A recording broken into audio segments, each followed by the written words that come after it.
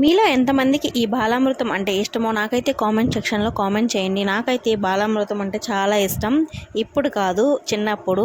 నా చిన్నప్పుడు ఈ బాలామృతాన్ని నేనైతే ఇష్టంగా తినేదాన్ని.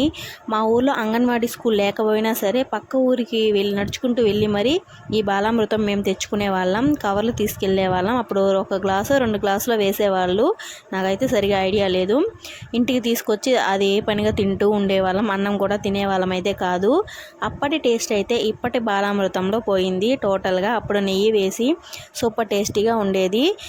మీరే చెప్పండి, అప్పుడు బాలామృతానికి ఇప్పుడు బాలామృతానికి చాలా డిఫరెన్స్ ఉంది కదా.